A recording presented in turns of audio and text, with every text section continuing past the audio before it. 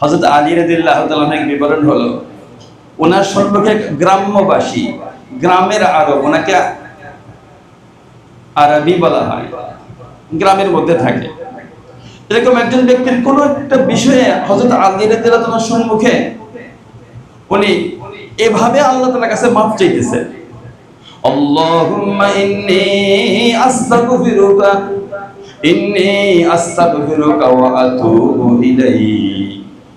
আল্লাহ, আমি তোমার কাছে মাফ চাই, এভাবে মাফ চাইতেছে।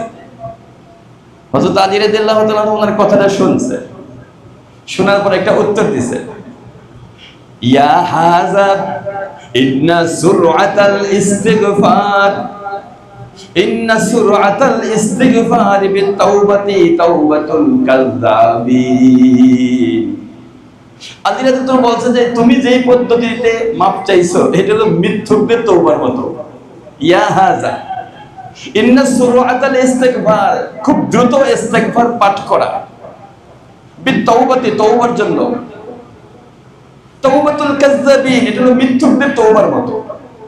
তো ওই লোকের কান খাড়া হয়েছে যে এটা আবার কেমন কথা, তওবা বলতে তাহলে কি বোঝায়? কালাল আরাবিয়্যু মাত তাওবা, এই ব্যক্তি বলল যে হুজুর তাহলে তওবা কাকে বলে?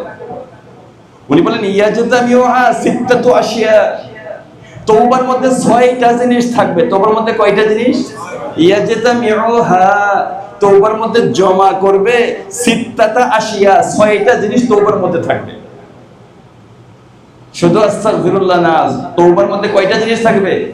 তাহলে গুনাহ মাফটা ঠিক আছে, আল্লাহ তাআলা মাফ করবেন, কিন্তু আমার শর্ত কয়টা? 6টা।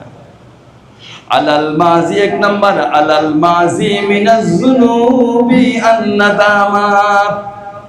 আলাল মাজি মানে আমার অতীতকাল যেটা আছে, মিনাজ যুনুবি গুনাহের অতীতকাল, আমি অতীতে যত গুনাহ করে ফেলেছি, মিনাজ যুনুব অতীতে যত গুনাহ করে ফেলেছি, আন-নাদামা এটার উপর এক নাম্বার হলো অনুতপ্ত হওয়া।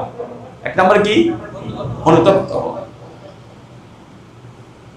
2 নাম্বার ওয়ালিল ফারাইদ ইআদা, অতীতের যত ফরজ হুকুম আমি লঙ্ঘন করছি এটাকে ইআদাত করা, পুনরায় আদায় করা।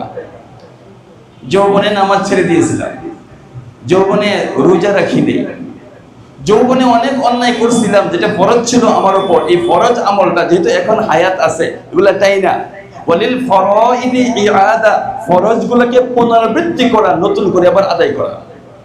কয় নাম্বার এটা? 2 নাম্বার। 3 নাম্বার আলী রাদিয়াল্লাহু তাআলা, এটাও হাদিস, সাহাবীদের কথাও হাদিস।